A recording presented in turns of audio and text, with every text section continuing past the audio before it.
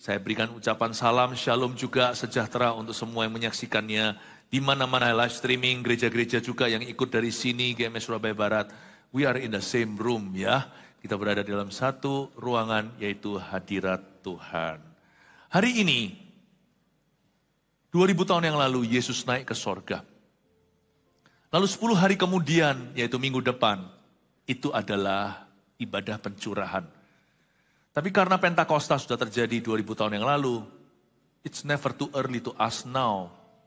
Tidak pernah terlalu dini untuk kita minta sekarang. Di ibadah nomor 1 tadi, kebaktian pertama, ternyata banyak ya yang belum pernah mengalami baptisan Roh Kudus dengan tanda berbahasa lidah. Tapi puji Tuhan, di akhir firman, banyak orang menerimanya untuk pertama kalinya. Belum lagi kita-kita ini kembali diperbaharui. Kepenuhan dengan Roh Kudus itu bisa berkali-kali, namun baptisan Roh Kudus hanya sekali. Ketika kita menerima tanda berbahasa roh atau berbahasa lidah. Saya dorong Anda untuk mengikuti seluruh ibadah hari ini seperti biasanya. Gereja kita biarkan dipenuhi dan kaya akan Roh Allah dan kaya akan firman Tuhan. Ya, sepanjang hari kebaktian ini, inilah judul-judulnya. Sekarang kita masuk ke ibadah berikutnya, bahasa rahasia sorga. Buka bersama dengan saya di 1 Korintus pasal 14. Sambil saya ingin menarik perhatian Anda kepada buku yang satu yang pernah saya tulis beberapa tahun yang lalu. Judulnya Holy Spirit My Best Friend. Di Pustaka Raja Wali di setiap gereja Mawar Sharon selalu ada dijual buku ini. Tipis sekali, sekali duduk selesai membacanya. Ini adalah biografi yang saya tuliskan akan pengalaman saya secara pribadi dengan Roh Allah. Semoga jadi inspirasi buat dirimu. Di dalamnya ada pengajaran-pengajaran yang mudah dicerna. Apa itu, siapa itu Roh Kudus, mengenal pribadinya, dan pekerjaan perbuatannya serta mujizatnya. Saya percaya buku ini bisa menjadi berkat buat Anda kalau Anda belum pernah memilikinya. Ini sudah ada dalam banyak bahasa. Sudah dialih bahasa ke bahasa Inggris, bahasa Chinese, dan bahasa Korea. Anda bisa kasih juga ke teman-teman yang Anda kenal, agar mereka pun dipenuhi oleh Roh Tuhan. Tidak sedikit kesaksian orang-orang yang telah membaca ini, mereka mengalami pengalaman dengan Roh Kudus lebih. Bahkan mereka dipenuhi. Saya harap Anda bisa memperolehnya nanti waktu on the way keluar. Kita baca sekarang 1 Korintus 14, bahasa rahasia sorga, ayat 1-5 dan ayat 13-15 saya bacakan. Sekali lagi tentang karunia roh, kejarlah kasih itu dan usahakanlah dirimu memperoleh karunia-karunia roh, terutama karunia untuk bernubuat. Siapa yang berkata-kata dengan bahasa roh tidak berkata-kata kepada manusia, tetapi kepada Allah, sebab tidak seorang pun yang mengerti bahasanya. Oleh roh, ia mengucapkan hal-hal rahasia, hal-hal yang rahasia. Tetapi siapa yang bernubuat, ia berkata-kata kepada manusia. Ia membangun, menasihati dan menghibur. Siapa yang berkata-kata dengan bahasa roh, ia membangun dirinya sendiri. Tetapi siapa yang bernubuat, ia membangun jemaat. Aku suka supaya kamu semua berkata-kata dengan bahasa roh. Tetapi lebih daripada itu, supaya kamu bernubuat. Sebab orang yang bernubuat lebih berharga daripada orang yang berkata-kata dengan bahasa roh. Kecuali kalau orang itu juga menafsirkannya, sehingga jemaat dapat dibangun. Ayat 13. Karena itu, siapa yang berkata-kata dengan bahasa roh, ia harus berdoa supaya kepadanya diberikan juga karunia untuk menafsirkannya. Sebab jika aku berdoa dengan bahasa roh, maka rohkulah yang berdoa, tetapi akal budiku tidak turut berdoa. Jadi apakah yang harus kubuat? Aku akan berdoa dengan rohku, tetapi aku akan berdoa juga dengan akal budiku. Aku akan menyanyi dan memuji dengan rohku, tetapi aku akan menyanyi dan memuji juga dengan akal budiku. Ada banyak kesalahpahaman tentang bahasa roh atau bahasa lidah. Dan tidak sedikit pengkhotbah yang anti bahasa roh. Mengambil dari 1-2 ayat ini untuk mengesahkan bahwa bahasa roh tidak boleh dipakai di dalam gereja. Sebenarnya bukan boleh nggak boleh dipakai, tapi peruntukannya. Ya, peruntukannya. Karena itu saya ingin untuk membahas sedikit tentang bahasa roh. Nggak mungkin kalau saya bahas ini kalau nggak berguna. Pasti berguna dalam hidup Anda. Namanya karunia itu, tanpa itu kurang teknologi satu dalam hidupmu. Saya percaya ini bagian dari firman Tuhan yang harus diajarkan. Saya coba ajarkan dengan cara ilmiah ya, supaya kita bisa mengerti apa itu karunia berbahasa lidah. Agar supaya Anda dan saya nggak bengong, ini untuk apa? Jangan-jangan nanti kita minta diberikan lalu kita nggak menggunakannya. Karena tanpa wahyu liarlah rakyat, kalau tidak punya pengetahuan yang benar, pengenalan kita pun akan cacat. Coba saya bantu. Kita ini gereja Kristen Protestan, yang Pentakosta dan karismatik. Itu berkat loh. Tidak semua gereja menerima semua pekerjaan atau karya Tuhan. Tapi kita terbuka. Tapi saya berdoa lewat pengajaran yang sehat, gereja kita juga dilengkapi dengan ilmu pengetahuannya. Karunia bahasa roh adalah bahasa rahasia sorga. Baptisan Roh Kudus dengan tanda berbahasa lidah itu ada gunanya. Mari kita sekarang baca ayat pertama. Kejarlah kasih itu dan usahakanlah dirimu memperoleh karunia-karunia roh, terutama karunia untuk bernubuat. Paulus menulis kepada jemaatnya yang di Korintus. Sedikit konteks latar belakang, jemaat di Korintus itu agak sedikit suka menyalahgunakan karunia. Di dalamnya banyak baby-baby rohani. Bayi rohani yang sok rohani. Gak bagus sih. Ingat ya, bahasa roh tidak menggantikan kasih. Bahasa lidah tidak membuat kita lebih superior atau lebih tinggi daripada orang Kristen yang lainnya. Jadi kita gak boleh menuduh. Misalkan Kristen Protestan, lu orang gak berbahasa roh ya? Wah, lalu menghakimi. Never do that, oke? Jangan pernah lakukan itu. Karena itu bukan fungsinya bahasa lidah, nanti jadi seperti jemaat Korintus. Yang suka pamer Roh Kudus. Roh Kudus bukan untuk pamer. Roh Kudus itu untuk kita kenal. Agar kita berjalan dengan dia dan mengalami seluruh kepenuhannya. Jangan sampai kita menuding orang lain yang tidak berbahasa lidah. Apalagi terlalu ekstrim dan berkata mereka gak masuk sorga. Gak ada hubungannya. Karena firman ini dimulai dengan kejarlah kasih itu dan usahakanlah dirimu memperoleh karunia. Kita nggak perlu seorang Kristen itu berbahasa roh untuk dia bisa hidup dalam kasih loh. Hidup dalam kasih itu pilihan. Karena setiap orang yang percaya Yesus adalah Tuhan, ditulis di surat Yohanes, tidak mungkin orang itu bisa mengatakan Yesus adalah juru selamat kalau dari hatinya, bukan asal bunyi. Kalau orang itu percaya, itu Roh Kudus di dalam hati. Ketika kita menerima baptisan Roh Kudus, itu berkat kedua yang diberikan. Bukan kita menerima pribadi Roh Kudus untuk pertama kali, tapi kita mengalami kepenuhan pekerjaannya. Roh Kudus bisa tinggal di hati, gelas bisa ada isi. Tapi kalau kita dahaga alias haus dan lapar akan Roh Allah, kita pasti ingin gelas itu terisi penuh sampai limpah ruah. Gak hanya basah. Saya gak mau jadi Kristen yang basah. Saya mau jadi Kristen yang penuh. Be filled with the Holy Spirit. Saya sama istri saya dahulu pacaran. Tapi saya ingin nikah dengan dia. Saya mau hidup bersatu. Saya gak mau hanyalah kita jatuh cinta. Saya mau kita itu merekat demikian rupa merapat. Sampai dua menjadi satu, bukan lagi menjadi dua. Sama Roh Kudus juga sama. Baptisan Roh Kudus itu the next blessing. Berkat berikutnya. Anda lihat ya, Yesus sudah dikenal oleh Petrus. Tapi nanti waktu Pentakosta, Petrus seperti seorang yang lahir baru kedua kali. Tapi bukan supaya dia masuk ke sorga, tapi supaya dia dipakai oleh Allah. Dan barang siapa menerima Roh Kudus, dia akan menerima kuasa. Jikalau Roh Kudus turun ke atasnya, dia akan menjadi saksi di Yerusalem, Yudea, Samaria. Bahkan tanda berbahasa roh, tanda berbahasa lidah, tanda awal baptisan Roh Kudus itu sendiri pun ada gunanya sebagai bahasa rahasia sorga. Namun demikian kita tetap perlu kejar kasih itu. Paulus ingatkan kepada jemaat di Korintus, kejar kasih ya, kejar kasih. Orang yang sudah berbahasa roh bisa jatuh dalam dosa? Bisa. Itulah sebabnya banyak orang tersandung sama kekristenan. Karena gereja karismatik tidak kurang-kurang ada orang-orang bahkan hamba-hamba Tuhan yang jatuh dalam sejarahnya. Dipakai dengan kuasa dan mujizat, jatuh. Tapi itu oknum saudara. Gereja Kristen Protestan, gereja Kristen karismatik, semua ada oknum-oknum yang salah di dalamnya. Tapi jangan lihat oknumnya, lihat guna dari karunia itu sesuai dengan firman Allah. Misalnya ada seorang dokter jantung, selamatkan berkali-kali orang daripada kematian. Dokter jantung, ya dia pakai pacemaker, pakai apa, diatur supaya kelainan jantungnya ditanggulangi, orang harusnya mati, bisa hidup lebih lama, jauh lebih lama.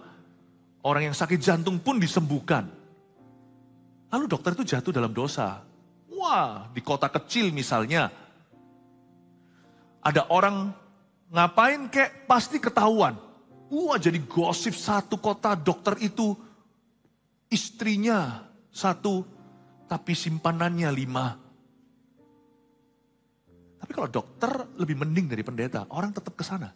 Meskipun dia jatuh amoralitas. Orang nggak melihat kelakuannya. Orang melihat karunianya, talentanya untuk menyembuhkan lewat ilmu pengetahuan. Lewat ilmu medisnya. Peduli amat kalau orang itu pergi ke pelacuran. Kalau dia bisa sembuhkan papa dari sakit jantungnya supaya papa tidak meninggal dunia, supaya tidak mati prematur, aku bawa papaku ke dokter itu. Pendeta beda. Jatuh yang dicacat semua sampai Roh Kudusnya. Orang Kristen juga beda, karismatik juga sama. Karena kita semakin nyala dalam karunia, semakin dituding sama orang. Ini tidak membenarkan dosa yang terjadi di golongan karismatik. Tapi ini bisa diterima. Salah ya salah. Barang siapa diberi lebih ya dituntut lebih.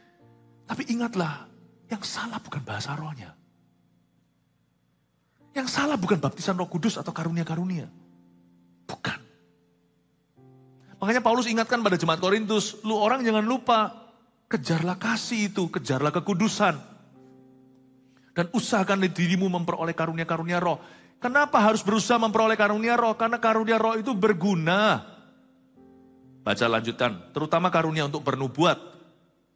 Paulus bicara gini sama jemaat di Korintus, terutama karunia bernubuat itu bukan berarti Paulus itu tebang pilih. Dia pilih kasih, oh karunia mana lebih bagus, bukan. Dalam konteks tertentu, karunia tertentu memang lebih bagus. Kalau ada orang sakit, karunia kesembuhan itu yang terbaik, ya kan? Kalau ada orang yang perlu jawaban, karunia berkata-kata hikmat, menunjukkan solusinya. Kalau orang gak sakit, ngapain karunia kesembuhan?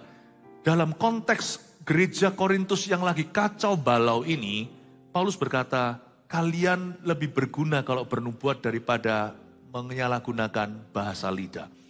Kenapa? Karena jemaat Korintus tidak menggunakan bahasa roh untuk doa dan menyembah saja. Mereka pakai di hal-hal yang gak perlu. Memang kekanak-kanaan sih. Misalnya, saya ambil ekstrimnya. Gak tentu jemaat Korintus begitu ya. Tapi saya berikan ilustrasi. Karunia bahasa roh akan out of place, misplaced, salah tempat kalau dipakai untuk pengumuman. Anda gak akan dapat apa-apa. Karena orang berbahasa roh itu bicara sama Tuhan, gak bicara ke jemaat. Bayangkan kalau pengumumannya itu semua bahasa lidah. Tapi memang sifat orang kaya baru, yang baru terima karunia, dia mau bling-bling tunjukkan. Jadi kemana-mana dia bahasa roh, supaya semua orang itu melihat mereka itu wow, sakti. Karena bahasa roh itu baru early di gereja mula-mula, itu belum pernah terjadi sebelumnya. Bahasa roh ini karunia yang sudah 2000 tahun sekarang. Zaman itu mainan baru, paham maksud saya.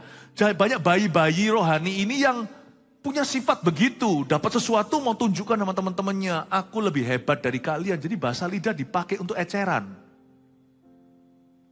Bahasa roh juga jangan dipakai untuk guyonan loh. Untuk bercanda, beberapa di sini, wah canda-canda. Never do that. Memang tidak menghujat Roh Kudus memang, tapi itu mendukakan. Bukan dosa yang mendatangkan maut, tapi itu bisa mendukakan Roh Kudus, sehingga Roh Kudus akan, tanda kutip, akan hesitate, akan malas bekerja lebih lagi dalam hidup Anda. Kalau kita menghina karunia. Tidak dipakai untuk candaan bahasa lidah itu. Lalu kita tiru-tiru orang yang berbahasa roh. Never do that. Itu akan membuat Anda waktu minta nanti lebih susah untuk memperolehnya. Anda sudah mendapatkannya akan meragukan dalam pikiran. Ini nanti waktu Anda sendiri berbahasa roh, padahal Anda sudah dibaptiskan dalam Roh Kudus. Setan bisa menuduhmu, ini mungkin kamu buat-buat nih bahasa. Bukan dari Roh Kudus. Ya. Jadi jemaat Korintus itu salah tempat sih pakai bahasa lidah. Mereka pakai itu bicara satu sama lainnya untuk menunjukkan gua hebat. Memang sangat silly ya, sangat bodoh sekali. Tapi apa boleh buat? Karena gereja belum punya pengalaman banyak dengan bahasa roh atau glossolalia dalam bahasa Yunaninya. Kalau sekarang kan kita ngerti, the place, tempat yang tepat untuk bahasa lidah adalah dalam doa dan menyembah. Baik secara pribadi, saya pakai itu setiap hari, karena itu berguna. Tetapi saya juga memakainya di dalam gereja. Di dalam gereja ini berapa orang menyarankan saya, udahlah jangan ada bahasa lidah dalam gereja. Sampai saya mati akan ada bahasa roh dalam gereja kita. Why? Karena tempatnya bukan untuk bicara sama pendeta. Ada satu titik waktu kita berdoa sama-sama. Titik keintiman tertinggi di mana manusia tidak bisa intersepsi. Tidak bisa intervensi. Jemaat datang itu dengan status korporat, kita bersama-sama bukan? Tapi tidak menghilangkan status individumu. Waktu kita datang sebagai tubuh Kristus, mempelai Kristus, masing-masing tetap adalah orang percaya secara individu, yang punya urusan yang pribadi dengan Tuhan Yesus. Makanya itu saya tetap izinkan di dalam ibadah, sampai kapanpun gereja Mawar Sharon yang kami gembalakan, akan menyediakan tempat dalam worship-nya. Satu momen di mana setiap orang terhubung langsung ke Tuhan tanpa lewat WL-nya. Itulah suara keintiman mempelai Tuhan. So, yang satu rohnya bicara tentang satu hal, yang satu lagi bicara tentang hal lain. Karena kita semua background-nya tidak sama, perjalanan hidup kita sendiri-sendiri. Suami istri aja loh. Suami istri saja punya pergumulan yang tak sama di dalam hatinya. Jemaat Korintus salah. Dia bukan pakai untuk bicara ke Tuhan, tapi bicara ke satu sama lainnya untuk membuat yang lainnya terkesan. Makanya Paulus berkata, kalau kamu memang mau membuat terkesan, bernubuat aja. Lebih baik, terutama karunia untuk bernubuat. Belajar untuk dengarkan suara Tuhan untuk temanmu itu. Dia lebih berguna, pulang dapat pegangan. Minimal pulang dapat catatan. Bernubuat di sini bukan khotbah ya. Khotbah itu karunia teaching atau mengajar atau dan exhortation atau menegur. Bernubuat di sini itu artinya kalau kamu memang begitu sakti, hai jemaat Korintus, belajar dengarkan. Bukan demikian firman Tuhan. Minimal kamu rasakan ayat mas apa untuk saudaramu itu. Kasihlah ayat mas orang itu. Mazmur 23 ayat 1. Orang itu pulang punya pegangan. Dia tahu Anda tadi itu ngomong apa sama dia. He will know what you're talking about. Dia pulang punya pedoman, punya pegangan, punya catatan. Dia bisa buka.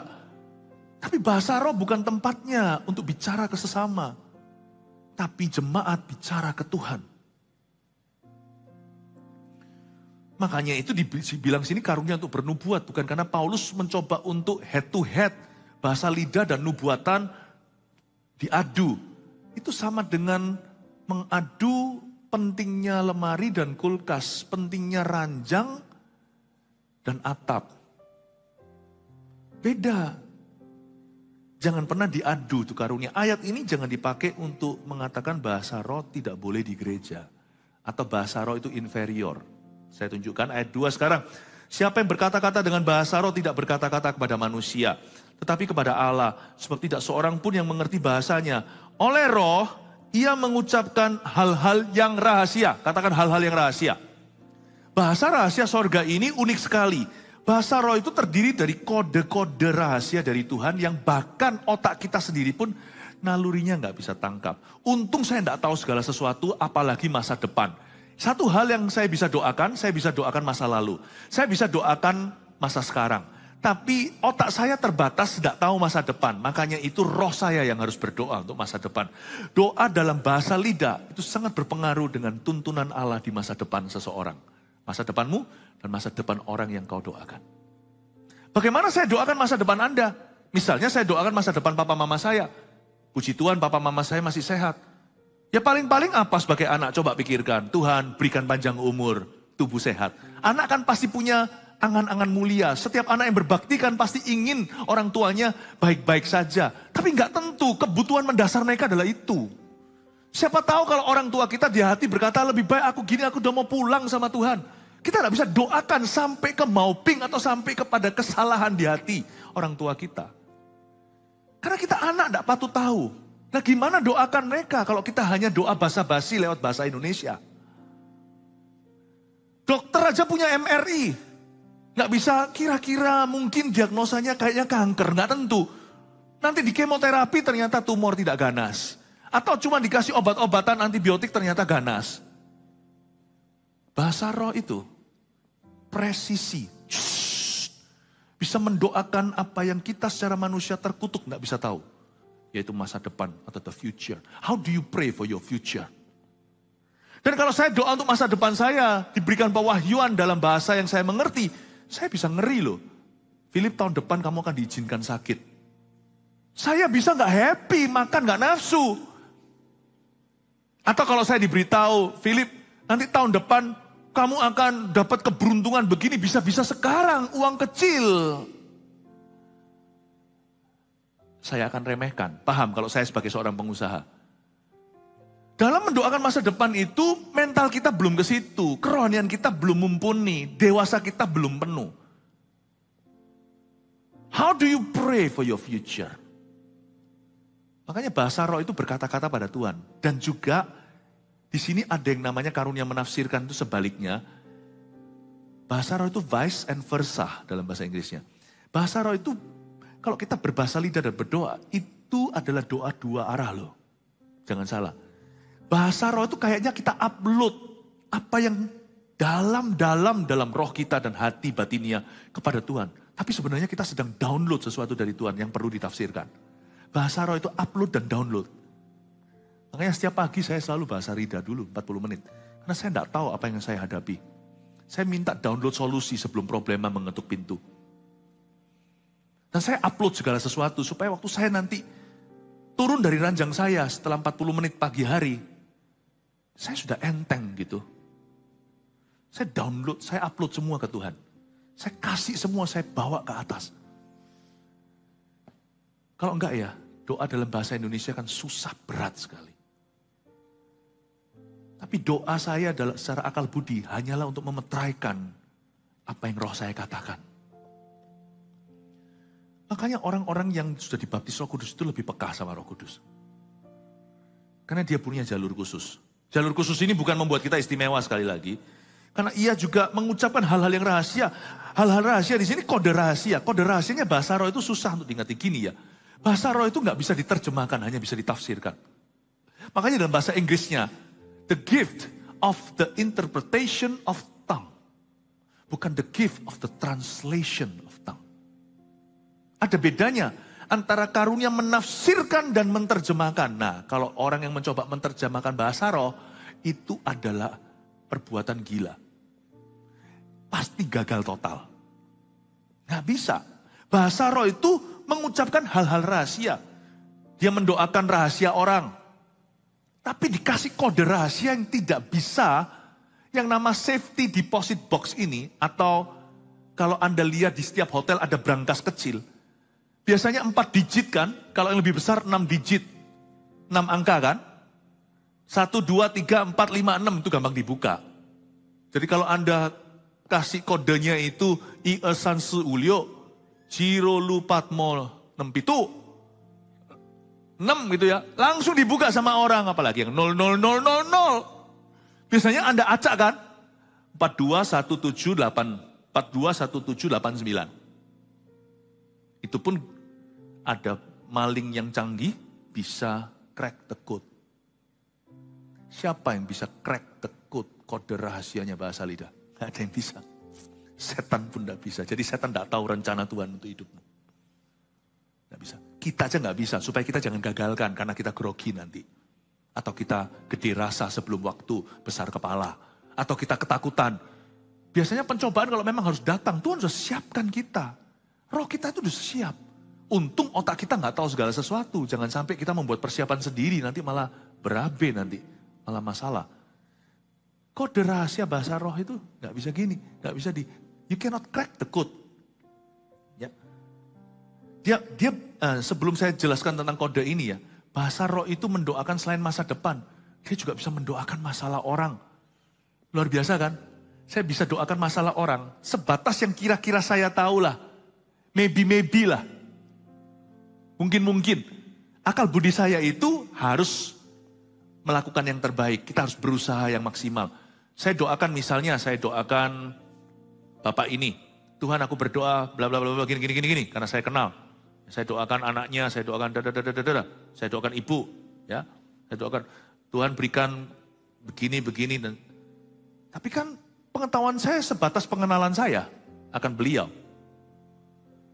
Setelah itu kalau saya doa beneran, saya mau doa yang lebih serius untuk orang ini, saya akan pakai bahasa roh saya untuk sekian lama. Sampai kapan? Tidak akan tahu. Disitulah intuisi. Instinctively hati saya akan ngerti untuk stop berdoa. Karena sampai kapan saya tidak tahu, karena saya tidak tahu saya bicara apa. Tapi hati saya akan dikasih kesaksian roh, Roma 8. Akan ada testimony of the Holy Spirit, cukup sudah. Ketika hati kita merasa kayak plong, hati kita merasa seperti, ya sudah. Udah nyampe nih doanya. Bisa 5 menit, bisa 1 jam. Bisa 30 menit, bisa 10 menit. Tapi hati saya akan merasa plong. Beban saya terangkat. Mau enggak mau melatih kepekaan. Dan mungkin yang saya ucapkan adalah hal-hal yang sangat secret dalam hidupnya. Untung saya nggak tahu. Kalau saya tahu nanti saya gosip gimana? Bukan gosip lah, nggak biasa kalau saya gosip. Kalau nanti saya keselip lidah gimana? Atau kalau saya kepikiran gimana? Berapa banyak di antara kita itu punya sifat yang terlalu simpatik, kurang bisa empati sama orang. Empati itu bagus. Masalah orang nggak kena ke kita. Nggak gitu psikiatris bisa bunuh diri. Nggak gitu semua dokter nggak bisa makan. Mau makan, setiap kali makan, pasiennya ada yang meninggal. Pasiennya sekarat. Setiap pendeta nggak bisa berlibur, nggak bisa bahkan makan makanan yang dihidangkan. Setiap kali mau makan, ingat mereka yang menderita di Afrika. Nggak makan.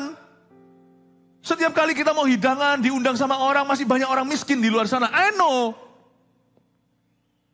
Kita itu nggak pinter untuk empati. Kita itu selalu tertular dengan masalah orang.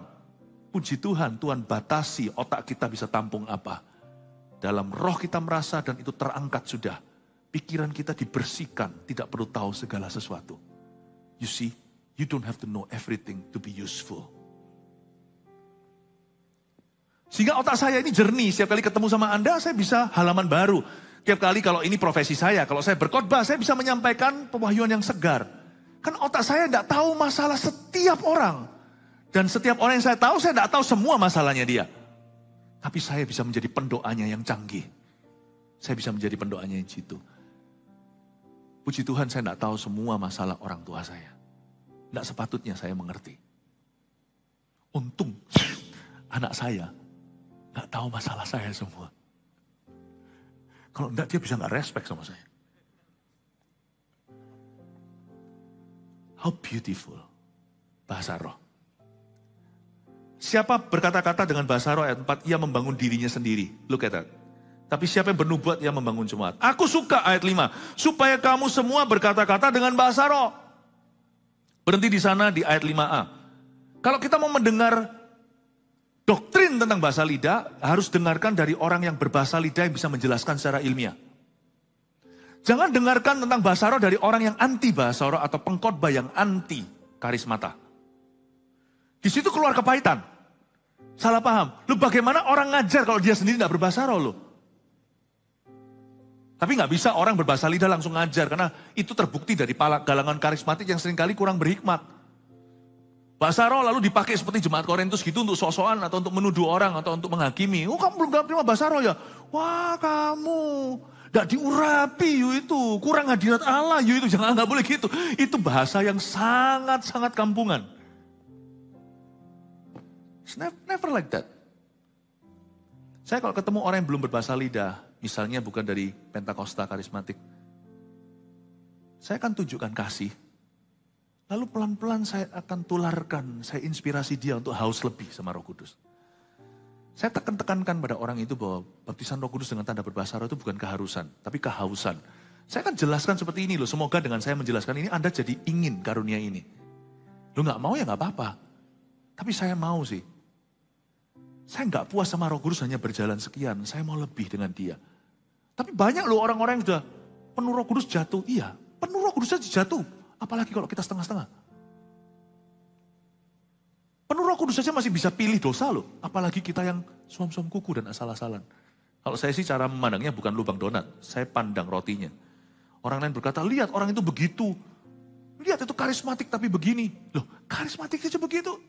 Padahal oknum selalu ada. Protestan kayak karismatik, kayak konservatif, kayak Pentakosta, kayak selalu ada di mana-mana. Dia aja seperti itu. Kalau saya mau main begitu, saya gak jadi pendeta hari ini. Berapa banyak pendeta besar yang jatuh dalam dosa.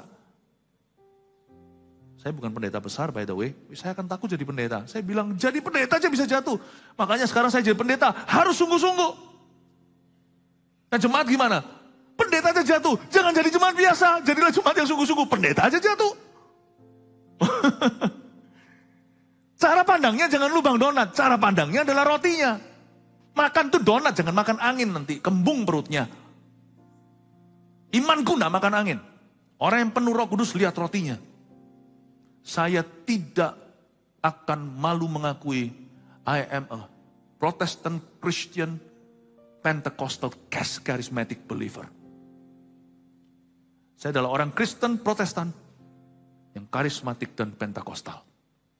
Gak apa-apa. And I know my Bible well. Tapi saya tidak mau menjadi Farisi. Pengetahuan doang. Tapi saya mau punya kuasa. Makanya ibadah ke-1 tadi saya kasih judul orang Kristen, mana rohnya? Where is your spirit? Where is your spirit? Saya tidak mau jadi ahli Taurat dan tidak akan membimbing jemaat ke arah sana. Aku suka, kata Paulus, supaya kamu berkata-kata dengan bahasa roh. Ayat 5b yang seringkali dipakai untuk menyerang bahasa lidah. Tetapi lebih daripada itu supaya kamu bernubuat. Sebab orang yang bernubuat lebih berharga daripada orang-orang yang berkata dengan bahasa roh. 5b dipakai, 5a harus didengungkan. Aku suka, kata Paulus, so you will speak in tongues. Supaya kamu semua berkata dengan bahasa roh. Tapi lebih daripada itu, supaya kamu bernubuat. Karena bernubuat lebih berharga.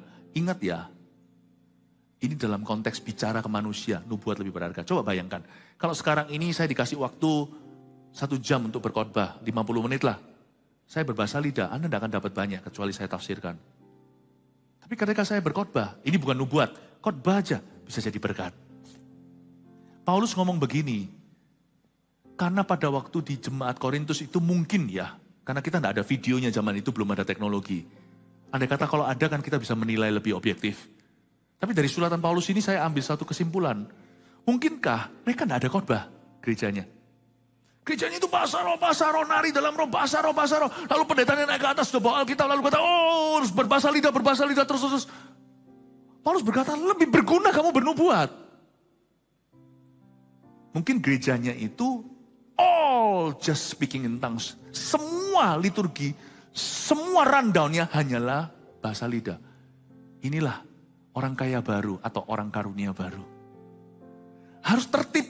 Tertib itu bukan berarti tidak nyanyi. Tertib itu bukan berarti tidak bersuka cita, tidak ekspresif. Tertib itu bukan mati. Tertib itu bukan kuburan. Itu bedanya jelas antara tertib dan sepi. Tertib itu artinya semua pada tempatnya, itu arti tertib. Bahasa roh itu to speak to God and to worship God. Selama itu berada di posisi menyembah dan berdoa di gereja kita, bahasa lidah, kan tempatnya jelas di setiap kebaktian. Yaitu ketika kita berdoa, ketika kita worship kan. Nanti kalau ke depan sana, masa Anda lihat asyirnya bahasa lidah sama Anda. Gini-gini, bahasa lidah sama Anda, arahkan Anda ke kursi, kan enggak. Tapi orang bisa bahasa lidah pelan-pelan sih dalam hatinya. Bahasa lidah yang begitu memang pribadi. Tapi yang korporat bersama-sama adalah ketika kita menyembah, itu ada tujuannya. Sekarang saya jelaskan bahasa roh sekali lagi. Aku suka supaya kamu berkata dengan bahasa roh tadi kan. Ayat 5 ya. Supaya kamu berkata dengan bahasa roh, tetapi lebih daripada itu supaya kamu bernubuat. Sebab orang yang bernubuat lebih berharga daripada orang yang berkata-kata dengan bahasa roh. Kecuali kalau orang itu juga menafsirkannya sehingga jemaat dapat dibangun. Katakan menafsirkannya. Lagi-lagi, menafsirkannya. Bapak Ibu Saudara, Saya perjelas, menafsirkannya bukan menerjemahkannya. Menerjemahkannya itu gini, wo, I ini, wo itu aku, I itu cinta, ni itu kamu, aku cinta padamu. Jadi setiap kali kita bahasa Chinese, kalau ada wo-nya, udah kira-kira tahu itu artinya aku, karena bisa diterjemahkan. Bukan ditafsirkan, tidak perlu tafsiran, itu sudah ada dalam kamus, itu baku. Wo itu bahasa Inggrisnya I love you, wo I ini. Jadi setiap kali kita berbahasa Inggris, kalau ada orang berkata I, itu kemungkinan besar artinya saya. Kecuali kalau dia berkata I, Captain. Itu I-Y-E, itu bukan I itu ya. Sebagian besar I dalam bahasa Inggris itu sudah jelas-jelas artinya saya. Love udah jelas-jelas cinta. Jadi bahasa lidah nggak bisa ditafsirkan begitu. Jadi kalau orang ngomong ma atau pa atau ta atau apa gitu, itu pasti artinya gitu. Lain. Karena bahasa roh itu kode rahasia. Dia bicara hal-hal yang rahasia. Kata hal yang rahasia tadi itu seperti berangkas. Kodenya itu ada 6 digit. Jangan 6 lah, 4 lah misalnya. 1, 2, 3, 4. Anda tekan I, E, San, Se, Ji, Ro, Lu, Pat. 1, 2, 3, 4. 1, 2, 3, 4. Oke? Udah, tek, gak bisa buka. Oke? Maling masuk. 1, alamak kata orang Malaysia.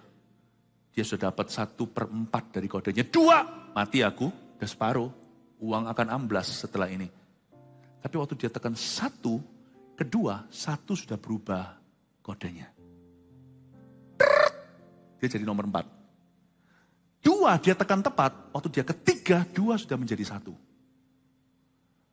Bahasa roh itu, kosakatanya, 1 orang mengucapkan yang sama, bahkan repetisi di mulut kita berkali-kali, itu semua berubah kodenya.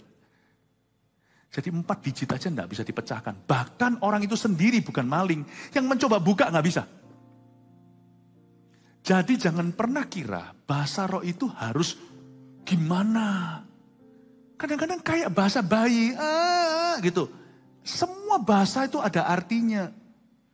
Misalnya, kalau bagi kita anjing itu menggonggong. Ternyata gonggongan anjing itu beda. Saya itu kadang-kadang penasaran aja. Artinya apa ya, saya punya anjing di rumah. Ada 1 di video. Kalau saya panggil ngobrol-ngobrol sama dia, dia lagi capek ya kan. Mungkin dia kerja seharian. Dia nggak gubris saya, cuman lihat saya. Ada ilmuwan berkata kalau sampai anjing lihat mata Anda itu berarti dia itu cinta sama Anda. Saya dilihatin matanya, saya coba komunikasi. Saya bilang, gimana kamu Sarah dan sebagainya. Lalu dia lihatin saya. Akhirnya saya iseng, saya bilang, Wuf! Lihat ya kalau dijenggungin, dia langsung. Saya naikin sedikit, Wuf! Lain lagi. Saya ambil video saya. Waktu saya, au! Gitu. Dia langsung begini. Karena anjing saya itu atas-atas keturunan serigala. Itu kan ceritanya. Nenek moyangnya herder. Saya kasih au, gitu. Dia gini-gini sampai dia minggir loh. Dia pergi. Mungkin saya menyinggung perasaannya.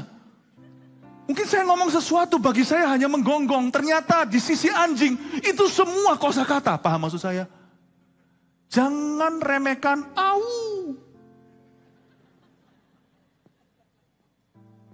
Jangan kira bahasa roh itu kedengaran seperti bahasa bayi. Itu kode semua.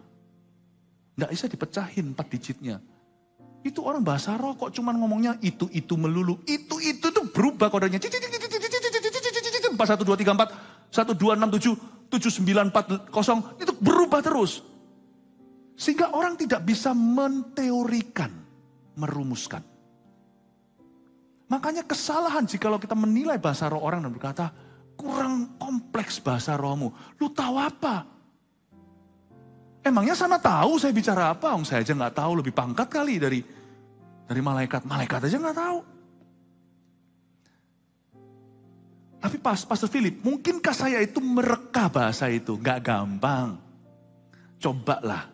Saya kasih waktu jangan 5 menit. 1 menit aja. Ucapkan kata-kata yang belum pernah Anda dengarkan sebelumnya. Nggak boleh keselip kata bahasa Indonesia atau bahasa apapun, bahasa daerahmu. Nggak boleh. Coba ucapkan kata-kata seperti minion. Tahu minion yang kuning-kuning kayak pisang itu, yang kartun itu? Despicable me atau apa itu. Coba ucapkan semenit aja. Pusing kepala, karena kepala kita, otak kita tidak dicipta oleh Allah untuk mencipta bahasa. Bahasa itu semua datangnya, kalau manusia, bahasa manusia itu semua dari Tower of Babel. Menara Babel. Tuhan yang mengacaukan. Jadi Tuhan yang memberi semua bahasa itu. Bahasa itu ada kemiripan loh semuanya. Kemiripan.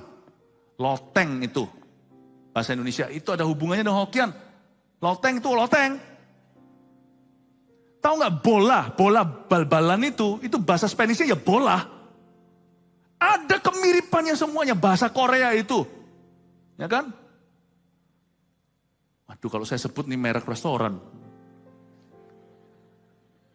Ya. Misalnya bahasa Korea. Nggak apa-apa lah ya, saya nggak endorse mana-mana, semua sama enak. Mingxia dalam bahasa Chinese-nya, Myongga. Semua ada miripnya, Jepang juga ada. Kanshashimasu. Kalau Anda ketemu orang Jepang, jangan bilang arigatou gozaimasu, itu udah biasa. Saya kadang-kadang iseng aja kalau saya makan di yang chefnya orang Jepang, saya bilang kanshashimasu, dia bilang, oh langsung diajak ngomong bahasa Jepang. Saya bilang, oh sorry, cuman itu aja. Karena saya kalau ngomong kanshashimasu itu kerama inggilnya bahasa Jepang. Arigatou gozaimasu biasa. Dan kalau Anda lihat di situ, yang waiternya adalah seorang perempuan, arigatou gozaimba. Kanshashimasu itu mirip sekali dengan kansyali. Kamsya. Ya kan? Ada banyak kemiripan. Watashiwa. Watashiwa itu saya kan? Watashiwa. Wosu. Chinese mirip itu semuanya. Jawa mirip. Sama Tagalog. Ilmiah sekali memang bahasa itu dari satu rumpun. Makanya bodoh perpecahan perang saudara, perang-perang dunia itu kebodohan. Bapak Ibu Saudara, otakmu dan otakku tidak bisa mencerna membuat bahasa demikian rupa. Percaya, minion itu sendiri, waktu Anda dengarkan perkataannya, yang annoying sekali itu, yang matanya ada satu kadang-kadang, itu ada yang pakai bahasa Indonesia loh. Iya kan, betul kan? Siapa yang sadari ada yang pakai bahasa Indonesia? Tidak ada bahasa yang brand new, tidak ada. Kecuali bahasa Rida, bahasa roh. Tidak ada. Jadi untuk Anda bisa berbahasa lidah, saya bisa 40 menit. Ngantuk lagi baru bangun tidur, belum mandi. Itu bukan dari otak saya, tapi dari roh saya. Karena otak saya bisa meledak. Harus sengaja mikirkan itu, nggak bisa. Nggak bisa. Makanya orang yang berbahasa lidah jangan ragu. Anda nggak bisa pura-pura.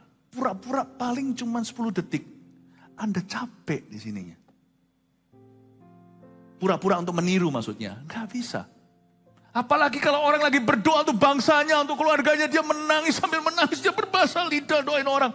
Itu orang nggak konsen ke otaknya. Bisa keluar dari welas kasihnya. Itu muncul bahasa baru gitu. It's definitely not you. Amin Bapak Ibu. Berapa orang di sini ragu? Aduh bahasa rohku dari Tuhan nggak ya? Tanya loh, kita mintanya sama Tuhan nggak? Iya. Dalam nama Yesus nggak? Iya. Kalau minta sama Tuhan dalam nama Yesus, masa Tuhan Bapak kasih kita kalajengking, kasih kita batu, kasih kita ular? Bukankah Bapak memberi roh pada barang siapa memintanya? Ayat 13-15 dengan ini saya selesai. Oh haleluya. Karena itu siapa yang berkata-kata dengan bahasa roh, ia harus berdoa supaya kepadanya diberikan juga karunia untuk menafsirkannya. Stop. Menafsirkan bahasa roh itu gimana? Tafsiran bahasa roh itu bukan terjemahan. Kalau terjemahan itu begini. Sementara saya bicara ini ada terjemahan Chinese loh sekarang. Sekarang ada terjemahan Inggris, tahukah Anda? Tapi di balik layar. Ada kubiknya di sana, kubikelnya. Tapi ada juga terjemahan yang langsung di sini. Shalom Bapak Ibu Saudara. Pingan Tishung Jiememan. Hari ini saya mau membagikan firman Tuhan. Today I want to share God's word to you. Tuhan kita adalah Allah yang sangat baik. Our God is a good God. Nah itu terjemahan langsung side by side.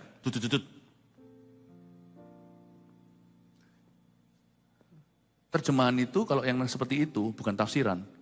Harus immediate, harus on the spot. Tafsiran tidak harus on the spot.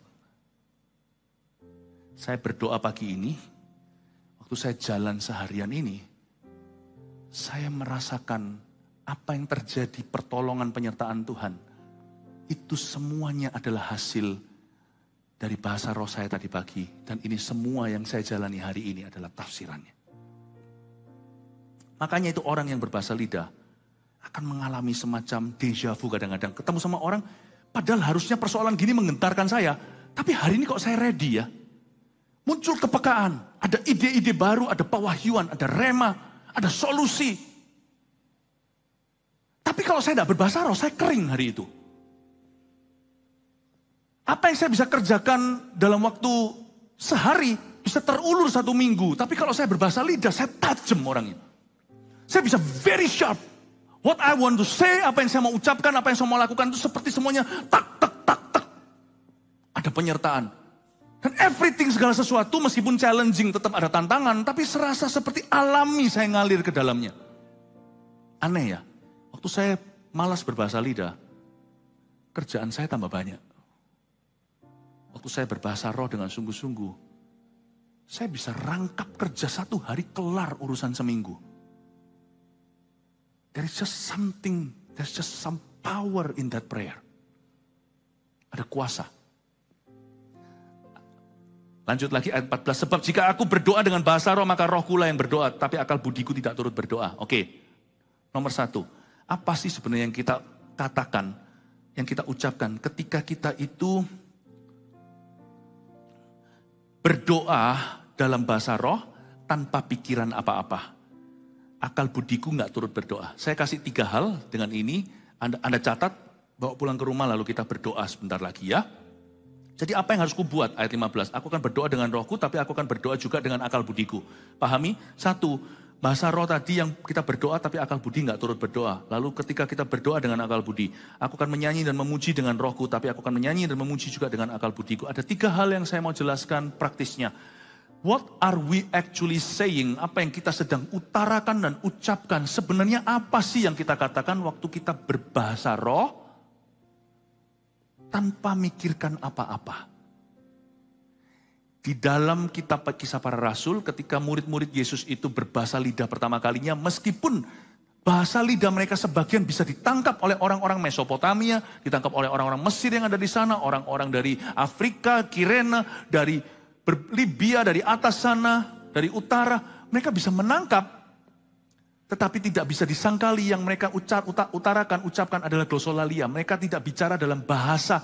Mereka berbicara dalam bahasa roh, berdoa kepada Tuhan ketika disaksikan oleh 3.000 orang yang bertobat itu.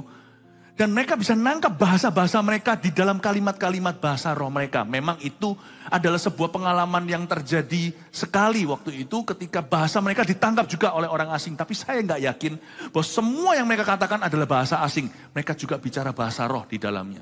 Pahami ini. Bahasa roh, tapi waktu mereka berbahasa lidah itu, maka orang-orang sekeliling, orang-orang asing yang datang ke Yerusalem bisa mendengarkan mereka sedang memuliakan Allah. Jadi ketika kita berdoa dalam bahasa roh atau menyanyi dalam roh, tanpa punya pikiran apa-apa, gak ada beban doa, gak mikirin siapa-siapa, kita sedang memuliakan Allah. Tangkap ini ya Bapak Ibu, kita sedang memuliakan Allah. Tidak ada bahasa roh yang sia-sia.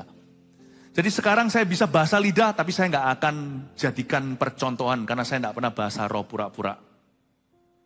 Misalnya kalau sekarang saya bahasa roh gini, saya sambil lihat Anda, mulut saya tetap mengutarakan kata-kata semacam how great thou art. Mungkin nggak nyanyi pakai melodi, tapi kalimat saya mengutarakan perbuatan-perbuatan Allah. Tapi waktu saya bahasa roh, dengan ada sebuah pikiran atau mikirkan siapa atau beban doa, saya sedang berdoa syafaat. Paham maksudnya? Misalnya kalau saya mendoakan gereja, mendoakan jemaat atau jemaat tertentu, atau jemaat secara korporat. Misalnya kalau saya doakan seorang anggota keluarga, dalam hati saya doa pasti saya pakai akal budi. Tuhan, aku berdoakan untuk si ini. Tuhan, aku bla bla bla, saya pakai bahasa saya semaksimal mungkin. Tapi sisanya itu, saya rasa kok doa saya itu belum terlalu ngena. Sudah pakai bahasa Indonesia semaksimal mungkin, saya kok rasa belum sampai menekan ke titik yang diperlukan. Belum sampai saya menjawab kebutuhan orang itu dalam doa. Makanya saya bahasa lidah. Waktu saya bahasa lidah dengan pikiran di sini keluarga saya. Atau individu tertentu. Misalnya si A. Saya sedang bersyafaat untuk orang itu. Bahasa roh itu tertib. Kalau saya mikir sesuatu, ada koneksi antara akal budi dan roh kita. Kalau saya doakan untuk papa, saya doakan untuk mama, saya doakan untuk saudara, saya doakan untuk anak saya doakan untuk istri saya. Maka Roh Kudus akan bekerja sama, Roma 8, dengan roh saya bersaksi di dalam saya. Roh yang sama yang bersaksi bahwa saya adalah anak Allah karena Kristus. Roh Kudus itu bersaksi di dalam diri saya. Akan ada koneksi. Ketika saya terbeban untuk sesuatu, Roh Kudus akan giring saya untuk mendoakan itu sesuai dengan kehendaknya. Jadi kalau saya berbahasa roh pagi hari, saya berbahasa lidah, nggak usah nyanyi, itu pun saya memuji-muji. Tapi kalau saya mikiri seseorang, saya bersyafaat. Dan kalau kita berbahasa roh seperti ini, suatu hari di ibadah seperti ini, lalu di tengah-tengah itu WL-nya berkata, menyembah Tuhan, semua orang menyembah. Itu fungsinya apa? Gini ya, di gereja kita bahasa lidah selalu ada tempat dalam penyembahan. Meskipun bukan seluruh penyembahan. Tapi klimaksnya penyembahan dan doa, acara doa di setiap ibadah, itu waktu kita bahasa lidah. Mengapa? Karena sudah tidak dipimpin sama WL dan tidak dipimpin sama pengkhotbah. Setiap orang langsung ke tata Bapa. Lagu yang digubah atau diciptakan oleh manusia, misalnya lagu tadi ini, enak ya, lagu yang Roh Kudus tadi yang pertama itu ciptaan Saudara Redo. Yang nextnya tadi itu ciptaan daripada seorang pemusik di Jakarta, betul ya? Dari GMS Jakarta, enak kan? Tapi gimana pun juga, lagu yang dibikin sama orang itu aspirasi orang. Kita ikut karena kita suka sama lagu itu, kita merasa lagu itu membawa kita terharu atau membawa kita dekat, tapi tetap gak bisa mewakili semua yang ada di hatimu. Bahkan terus terang, saya gak buat banyak lagu, tapi ada beberapa sih. Lagu yang saya nyanyikan aja seperti Holy Spirit my best friend, liriknya itu Holy Spirit all my fountains are in you. Itu kan saya tulis liriknya. Itu pun kalau saya nyanyikan sebagai penggubahnya atau sebagai penulis lagu itu, saya merasa tetap hanya bisa mewakili 80% daripada aspirasi hatiku. Saya paling plong itu ya. Waktu saya berbahasa roh, baik itu doa maupun nyembah, wah, di hadapan Tuhan. Itu gak ada lagu yang saya sendiri buat pun bisa wakili 100% hatiku. Itu yang saya sebut perfect intimacy dengan Tuhan. Ketika saya sudah tidak ada barrier lagi dengan Tuhan. Bahasa kayak pikiran, logika, pengetahuan. Gak ada barriernya, gak ada rintangan. Saya langsung ke tahta dan berkata, Bapak, gak tentu saya nangis, tapi curah. Apalagi kalau itu lagu tulisan orang lain, paling menjadi inspirasimu 75%. 25% itu masih terkatung-katung pulang, tidak terjawab, belum ketemu Tuhan. Makanya itu gereja kita sampai kapanpun akan punya tempat khusus Roh Kudus dengan jemaat masing-masing. Haleluya. Supaya pulang semua ketemu sama Tuhan. Amin. Semua belajar sesuatu hari ini? Apa yang saya sampaikan ini didokumentasi. Agak panjang di ibadah ini, ibadah pagi tadi itu lebih pendek. Tapi saya rasa saya perlu limpah ruahkan semua teknisnya, logikanya, bahasa lidah di ibadah ini. Ibadah lainnya nanti berbeda fungsi. Tapi semuanya ke ujung baptisan Roh Kudus. Siapa di sini yang belum berbahasa roh? Bisa angkat tangan? Jangan malu ya. Malah justru harus minta sama Tuhan. Angkat tangan. Banyak ternyata. Semua kita bangkit berdiri dulu yuk. Roh Kudus, Kau hadir di sini, mengalir dalam pujian kami, berhembuslah, berkaryalah, Roh Kudus nyatakanlah sekarang. Roh Kudus, Roh Kudus, Kau hadir di sini, mengalir dalam pujian kami, berhembuslah, berkaryalah, Roh Kudus nyatakanlah sekarang. Roh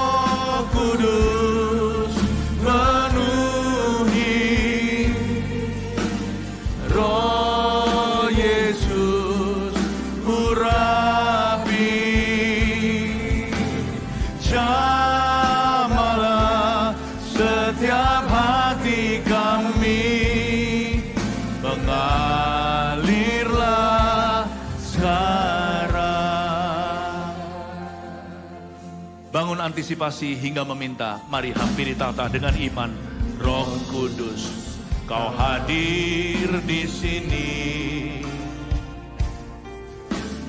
mengalir dalam pujian kami. Berhembuslah,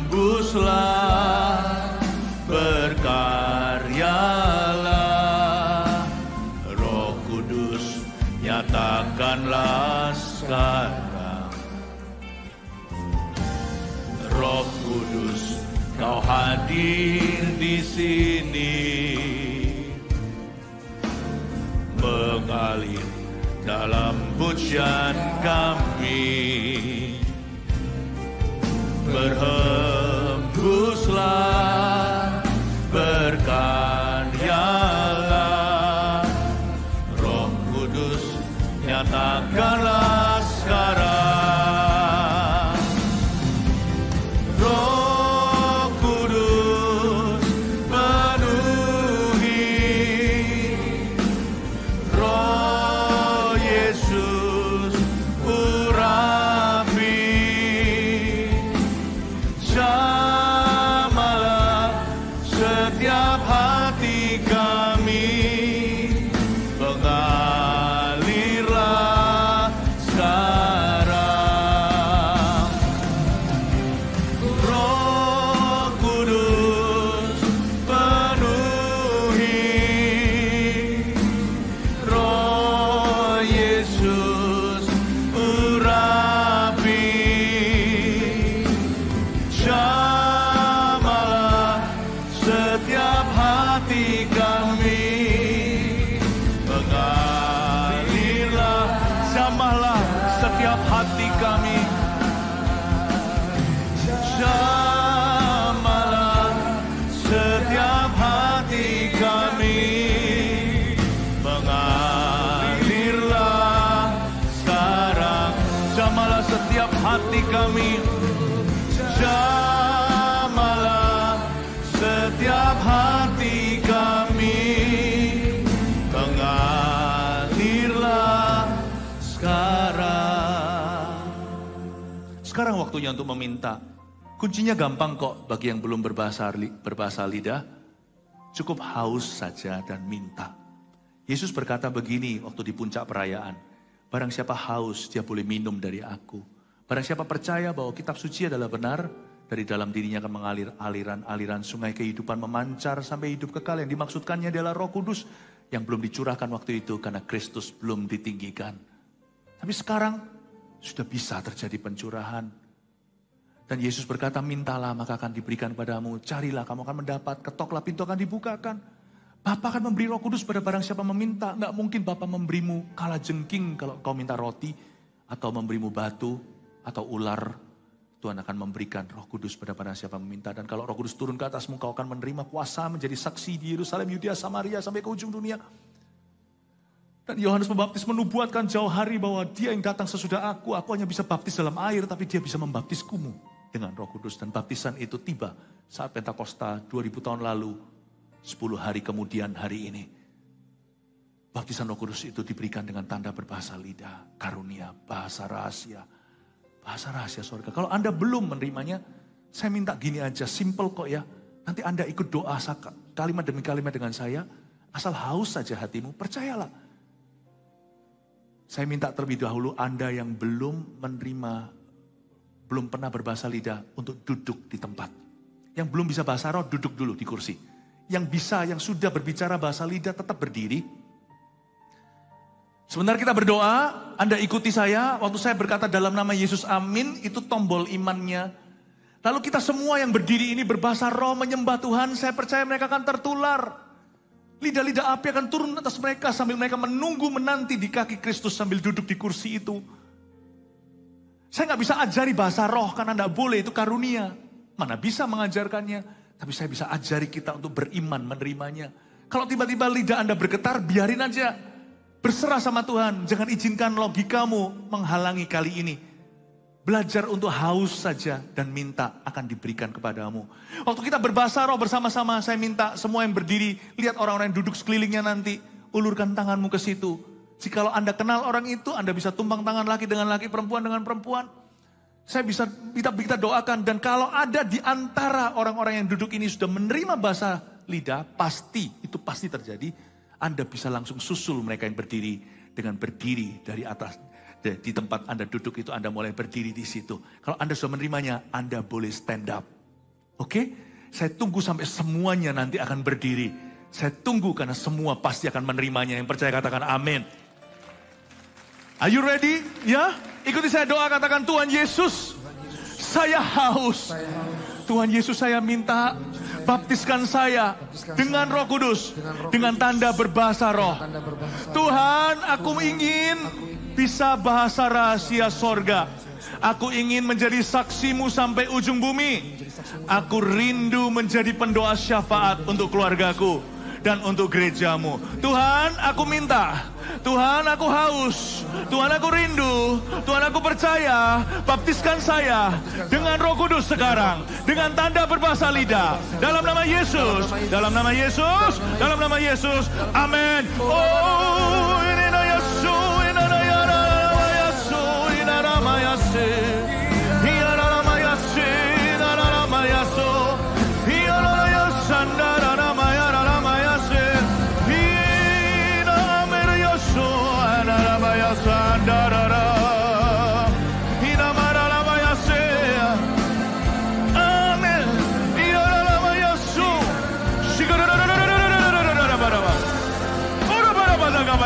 Terima Roh Kudus.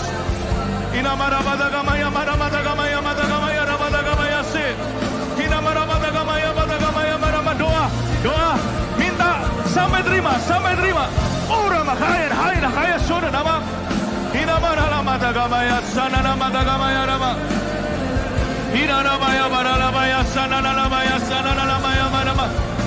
Seek and you shall find. Carilah, kau akan memperolehnya. Mintalah, kau akan mendapatkannya. Ketoklah, pintu dibukakan untukmu.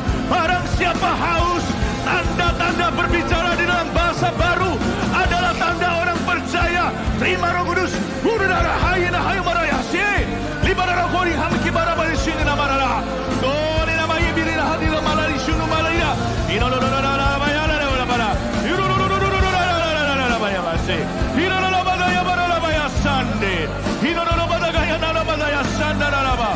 Ora bara badaga baya barala bayaso. Inololo yoso. Inalala mayasande. Iyanala mayasandarabo.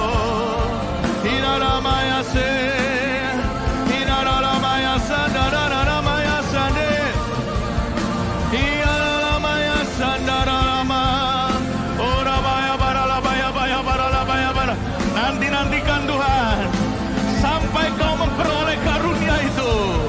Terimalah Roh Kudus. Inalayasuna.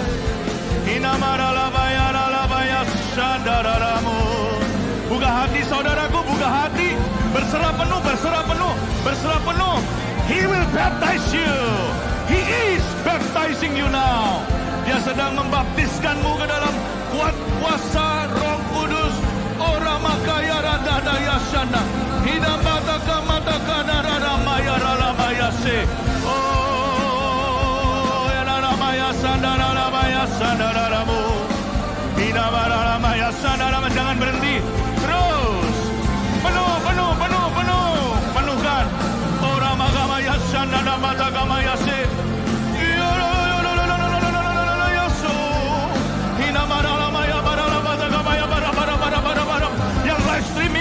Yang live streaming juga akan mendapatkannya. Terima dalam nama Yesus. Terima Roh Kudus. Receive the Holy Spirit. Roh Kudus dicurahkan.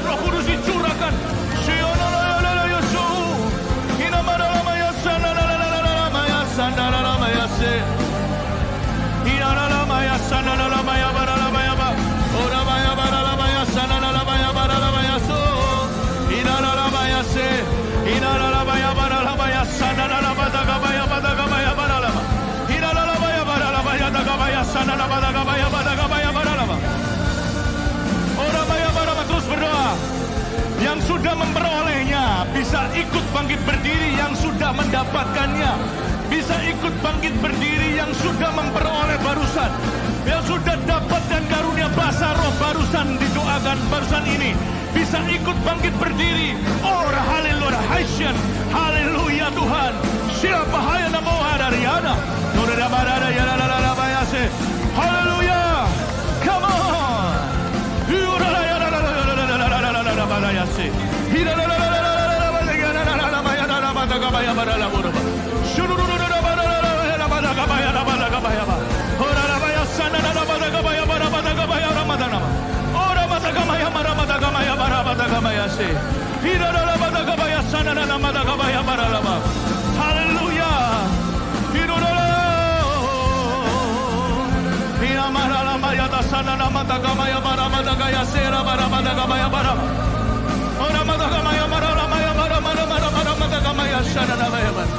Oh haleluya, orang makabaya batagamaya baralabaya baraba.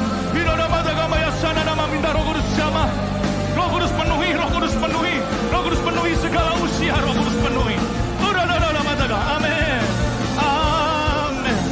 Orang maya barabatagaya saudara. Hurudaramadagama baralabatagaya namadagama ramadagama se. Inadaramadagama bara. Yang barusan menerimanya, yang sudah memperolehnya, bisa turut berdiri, bangkit berdiri, menyusul seluruh jemaat yang sudah berbahasa lidah. Orang agama ya sana nama agama ya patagama. Yang barusan memperoleh dan sudah mendapatkannya bisa langsung berdiri. Orang agama ya patagama ya sana nama agama. Irola patagama ya sana nama agama ya baralaba. Haleluya. Irola patagama ya barabagama ya se. Haleluya. Haleluya. Haleluya, tidak sedikit yang telah bangkit berdiri. Tidak sedikit yang sudah menerimanya. Mari jemaat kita berikan tepuk tangan untuk pencurahan. Terima kasih Yesus sudah mendengarkan doa kami. Oh, berdoa terus, berdoa terus. Berapa menit lagi? Berapa menit lagi? Berapa menit lagi? nama. Continue to seek, continue to seek.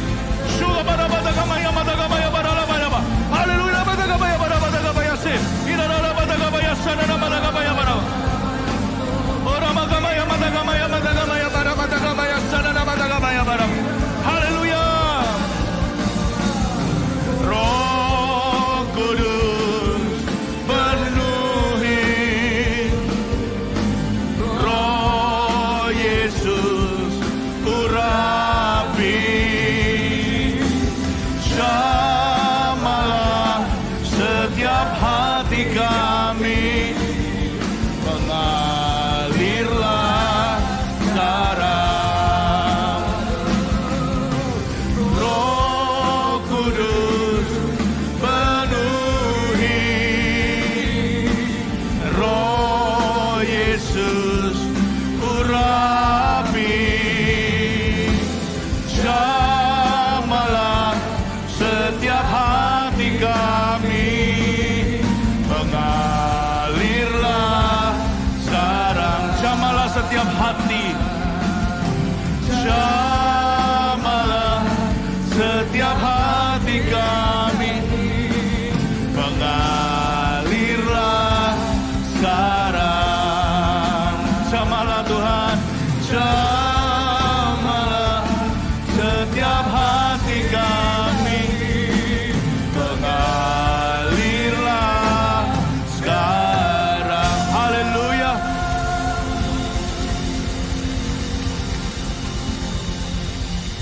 Saya minta semua bisa bangkit berdiri. Bagi yang belum menerimanya sampai detik ini, jangan kecewa ya, jangan putus asa. Tadi pagi saya ada cerita, saya pun waktu itu terus mencari hingga ketemu. Saya percaya this is a promise worth waiting for. Janji ini patut kita tunggu dan kita terus bertekun memintanya. Saya percaya sepanjang hari ini masih ada pencurahan-pencurahan di ibadah berikutnya. Welcome untuk datang lagi tentunya. Jangan lupa buku ini Anda bisa dapatkan di luar. Anda pasti mendapatkan banyak tuntunan secara pribadi dari Allah Roh Kudus tercinta. Di ujung ibadah, mari kita angkat persembahan, kita taburkan ke ladang Tuhan. Tuhan Yesus, persembahan ini kami minta Kau sucikan menjadi gedung-gedung gereja baru, menjadi gereja-gereja yang dirintis, menjadi misionaris yang diutus. Dan semua pelayanan belas kasihan kepada komunitas di mana GMS ada. Bapa, kami taburkan dengan iman. Majukan pekerjaan Tuhan lewat pemberian kami. Dalam nama Yesus. Haleluya. Mari kita mengangkat tangan kita. Setiap hati kami mengalirlah sekarang. Mengalirlah sekarang. Mengalirlah sekarang. Mengalirlah Tuhan. Mengalirlah sekarang. Biarkan kuasa Roh Kudus mengalir sampai ke rumah setiap kita. Biarkan kasih Bapa, Putra, Roh Kudus menyertai jemaat tercinta. Pulanglah membawa damai sejahtera Yesus besertamu hingga bumi penuh kemuliaannya. Hamba berdoa Tuhan, jemaat kau urapi selalu. Dalam nama Yesus, haleluya, amin. Selamat siang, Tuhan Yesus memberkati. Silakan duduk dulu.